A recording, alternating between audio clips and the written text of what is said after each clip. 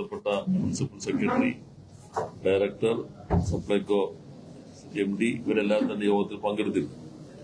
വളരെ പെട്ടെന്ന് വിളിച്ച യോഗമാണെങ്കിലും നല്ല പ്രാതിനിധ്യമാണ്. 60-ലധികം വെളിച്ചെണ്ണ വ്യവസായികൾ വരികയുണ്ടായി.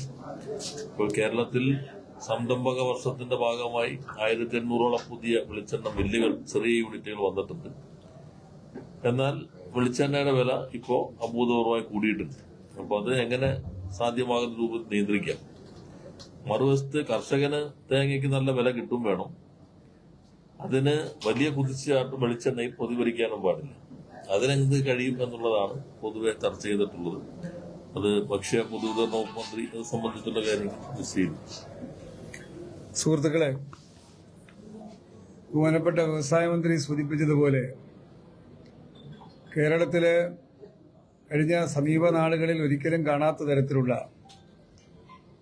വില വർധനവാണ് വെളിച്ചെണ്ണയ്ക്കുണ്ടായിരിക്കുന്നത്. മലയാളിയുടെ നിത്യോപയോഗ സാധനങ്ങളിൽ ഏറ്റവും പ്രധാനമാണ്, ഒഴിവാക്കാൻ കഴിയാത്തതാണ് വെളിച്ചെണ്ണ. അതുകൊണ്ടാണ് ഗവൺമെന്റ് സംരംഭകരുടെ ഒരു യോഗം വിളിച്ച് നമ്മുടെ ആഭ്യന്തര ഉൽപാദനത്തിൽ വലിയ നഷ്ടം ആർക്കും വരാതെ കൃഷിക്കാർക്ക് ലഭിക്കുന്ന ആനുകൂല്യങ്ങൾ നിലനിർത്തിക്കൊണ്ട് തന്നെ പല വിധത്തിലുള്ള അധിക ചിലവുകൾ ഒഴിവാക്കി എങ്ങനെ ജനങ്ങളെ സഹായിക്കാമെന്നുള്ള വിഷയം ഇന്ന് അവരുമായി ചർച്ച നടത്തി. ആ ചർച്ചയിൽ പൊതുവിൽ പറഞ്ഞാൽ വളരെ പോസിറ്റീവായിട്ടുള്ള ഒരു സമീപനമാണ് കേരളത്തിലെ സംരംഭകർ മുന്നോട്ട് വച്ചത് എന്നത് ഞാൻ ആദ്യം സൂചിപ്പിക്കുകയാണ്. കേരളത്തിൽ പല മേഖലകളിൽ, സ്വകാര്യമായിട്ടും പൊതുമേഖലയിലും സഹകരണ മേഖലയിലും ഒക്കെയായി ഇവിടെ സൂചിപ്പിച്ചതുപോലെ 1000-ലധികം ഉൽപാദകർ അവരുടെ പ്രയാസങ്ങളും പ്രശ്നങ്ങളും എല്ലാം സൂചിപ്പിച്ചുവെങ്കിലും പൊതുവിലുള്ള വില വർധനവിൽ നിയന്ത്രണം ഉണ്ടാകണമെന്ന അഭിപ്രായത്തോട് അവർ തന്നെ യോജിക്കുകയുണ്ടായി. അതിന്റെ അടിസ്ഥാനത്തിൽ അവർക്ക് കുറയ്ക്കാവുന്ന തരത്തിലുള്ള കുറവ് വരുത്താൻ,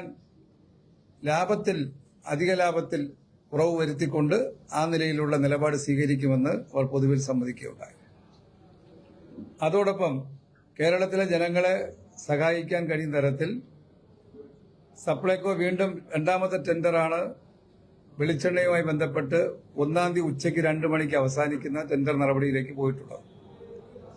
ഇന്നത്തെ യോഗത്തിൽ പങ്കെടുത്തവർക്കെല്ലാം ഏറ്റവും വില കുറച്ച് ആ ടെൻഡറിൽ പങ്കെടുക്കാൻ അവസരം നൽകിയിരിക്കുകയാണ്. ചില സംരംഭകരെല്ലാം അതിൽ പങ്കെടുക്കാമെന്ന് ഓഫർ തന്നെ ഇങ്ങോട്ട് യോഗത്തിൽ പറയുകയുണ്ടായി.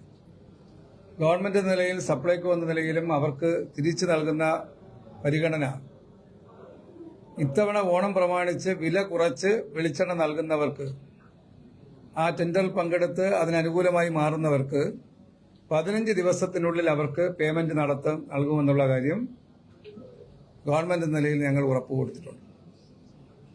അതുകൂടെ കണക്കിലെടുത്തുകൊണ്ട് വെളിച്ചെണ്ണയുടെ വില പരമാവധി കുറച്ച് ലഭ്യമാകുമെന്നുള്ള പ്രതീക്ഷയാണ് ഞങ്ങൾക്കുള്ളത്.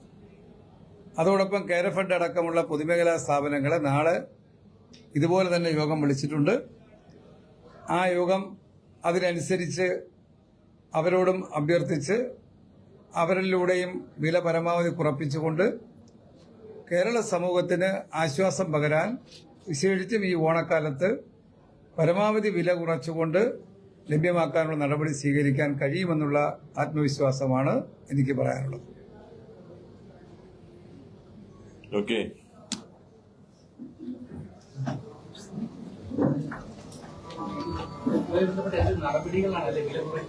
അല്ല, ഇപ്പൊ സപ്ലൈകോ ടെൻഡർ വിളിച്ചിട്ട് വില കുറച്ച് വിപണി ഉറപ്പുവരുത്താനാണ് ശ്രമിക്കുന്നത്. അപ്പൊ അതിൽ ഈ ടെൻഡറിൽ പങ്കെടുക്കുന്നതിലെ കുറെ ആശങ്കകൾ ഉണ്ടായിരുന്നല്ലോ. അപ്പൊ അതാണ് മന്ത്രി ഇവിടെ സൂചിപ്പിച്ചത്. അപ്പൊ അവര് തന്നെ പരമാവധി വില കുറച്ച് ടെൻഡറിൽ പങ്കെടുക്കാം, എന്നാൽ പേയ്മെന്റ് സംബന്ധിച്ചുള്ള ഒരു ഉറപ്പാണ്. അപ്പോ മന്ത്രി തന്നെ വ്യക്തമാക്കി, ഇത് ഈ ഘട്ടത്തിൽ വെളിച്ചെണ്ണ അതിൽ ടെൻഡറിൽ പങ്കെടുത്ത് ടെൻഡർ കിട്ടുന്നവർക്ക് 15 ദിവസത്തിനുള്ളിൽ തന്നെ പേയ്മെന്റ് കൊടുക്കാമെന്ന് ഉറപ്പുവരുത്തി. അപ്പൊ ഇവരെല്ലാവരും അതിൽ പാർട്ടിസിപ്പേറ്റ് ചെയ്യാം എന്ന് കണ്ടിരിക്കുന്നു. അങ്ങനെ വന്നാൽ നല്ല രീതിയിൽ വില കുറച്ച് സപ്ലൈകോയ്ക്ക് വിൽക്കാൻ കഴിയും. 2, വിപണിയിൽ പരമാവധി വില കുറയ്ക്കാൻ ആവശ്യമായിട്ടുള്ള സഹായകരമായ നടപടികൾ അവർ സ്വീകരിക്കും. ഇതിലിപ്പോ വന്നിട്ടുള്ള കൊപ്രയുടെ വില കൂടിയിട്ടുണ്ട്, തേങ്ങയുടെ. നമുക്ക് തേങ്ങയുടെ വില കുറയ്ക്കാൻ പറയാൻ പറ്റില്ല, കേരളത്തിന്റെ ഒരു പ്രധാന കാർഷിക ഉൽപ്പന്നം കൂടിയാണല്ലോ. അപ്പൊ അതിൽ പരമാവധി പുതിയ സംവിധാനങ്ങൾ കൊണ്ടുവരണം. അതിപ്പോ ദീർഘകാലത്തേക്ക് വേണ്ടിയാണ്. ക്ലസ്റ്റർ സംവിധാനം, ഇവിടത്തെ കൊപ്ര ഇവിടെ തന്നെ നമുക്ക് ഉപയോഗിക്കാൻ കഴിയാവുന്ന രൂപത്തിൽ സംവിധാനം. അപ്പൊ ഇവിടെ തന്നെ നമുക്ക് പഴയ പോലെ നാളികേര ഉൽപാദനം ഇല്ലെങ്കിലും ഇവിടെ സംഭരിക്കുന്ന കൊപ്രയിൽ നല്ലൊരു ശതമാനം പുറത്തേക്ക് പോകുന്നുണ്ട്. പുറത്തേക്ക് പോയി തിരിച്ചിങ്ങോട്ടും വരുന്നുണ്ട്, വെളിച്ചെണ്ണയായിട്ട് വരികയും ചെയ്യുന്നുണ്ട്. ചിലത് കൊപ്രയായിട്ട് തന്നെ വരുന്നുണ്ട്, ഡ്രയർ ഉപയോഗിച്ചിട്ട് തിരിച്ചു വരുന്നുണ്ട്.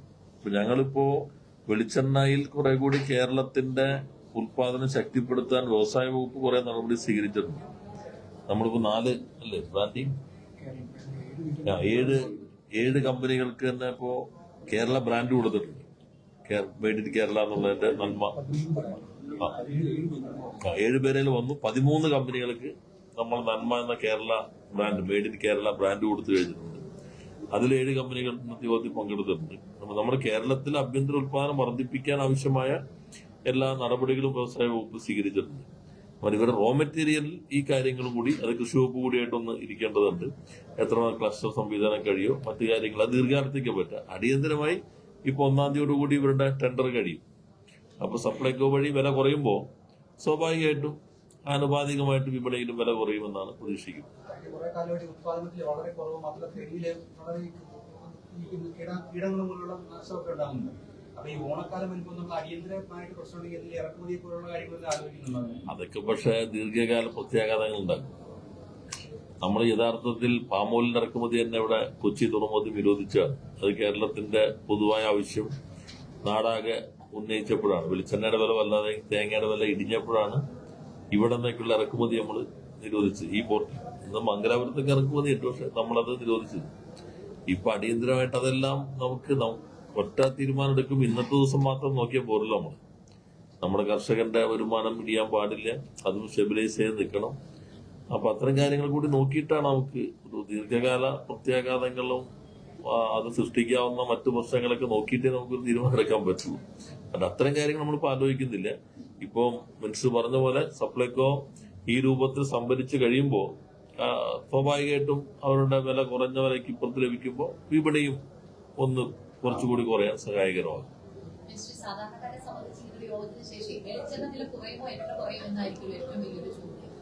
അതാ പറഞ്ഞ കുറയും. വെളിച്ചെണ്ണ വില അതെ, ഇന്നത്തെ അവസ്ഥയിലുള്ള സാഹചര്യം അറിയാമല്ലോ. എന്നാൽ ഈ സാഹചര്യത്തിൽ കുറയ്ക്കാവുന്നതിന്റെ വലിയ കുറവ് ഇത്തവണ ഉണ്ടാകും. ഒരാശങ്കയും ജനങ്ങൾക്കുണ്ടാകേണ്ടതില്ല എന്ന് വ്യക്തമാക്കുക.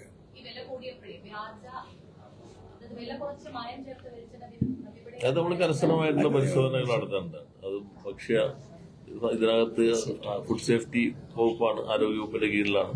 അവരോടും പറയും ശക്തമായിട്ടുള്ള പരിശോധനകൾ നടത്തണം. ഇത് പറഞ്ഞത് ശരിയാണ്, മായം ചേർത്ത വെളിച്ചെണ്ണ വരുന്നുണ്ടെന്നുള്ള ഇവരും തന്നെ ഉന്നയിക്കുകയുണ്ടായി. അത് പരിശോധനയ്ക്ക് വിധേയമാക്കാം. പിന്നെ നമ്മളിപ്പോ ചിലര് 430 രൂപയ്ക്ക് ഹോൾസെയിൽ കൊടുക്കുന്നവരുണ്ട്, 410 കൊടുക്കുന്നവരുണ്ട്. റീറ്റെയിലേക്ക് വരുമ്പോൾ വില കൂടുന്നുണ്ട്. ഇവിടെ കണ്ട ഒരു പ്രത്യേകത, പ്രധാനപ്പെട്ട സഹകരണ സംഘങ്ങളും ഇപ്പോ ഈ മേഖലയിലുണ്ട്. ഇപ്പൊ എറണാകുളം ജില്ലയിലെ തന്നെ 2 പ്രധാന സംഘങ്ങൾ ഈ യോഗത്തിൽ പങ്കെടുക്കുകയുണ്ടായി. ചെറുകിട ഉൽപാദകരുണ്ട്, സംരംഭക വർഷത്തിന്റെ ഭാഗമായി വന്നവരുണ്ട്, ദീർഘകാലമായി നടത്തി കേരള ബ്രാൻഡ് നന്മ ബ്രാൻഡ് കിട്ടിയവരുണ്ട്. അവരെല്ലാം പൊതുവെ നാടിനോട് താല്പര്യം കാണിക്കുന്ന ആളുകളാണ്. പെട്ടെന്ന് ഒരു കാറ്റ് വന്നുകൊണ്ട് ഒന്ന് തൂറ്റ് കിട്ടുന്നു കൊണ്ടുപോകാം എന്ന് കരുതുന്നവരല്ല നല്ലൊരു വിഭാഗം വ്യവസായികളും. പക്ഷെ അവരുടെ ഉൽപാദന ചെലവ് കൂടി എന്നുള്ളൊരു പ്രശ്നമാണ് അവരിപ്പോ പറഞ്ഞിട്ടുള്ളത്. അതിൽ അമിത ലാഭം ഒഴിവാക്കിക്കൊണ്ട് അവരുടെ വില നിയന്ത്രിക്കാൻ ആവശ്യമായിട്ട് നടപടി സ്വീകരിക്കുന്നത് അവർ തന്നെ മീറ്റിംഗിൽ പറഞ്ഞിട്ടുണ്ട്.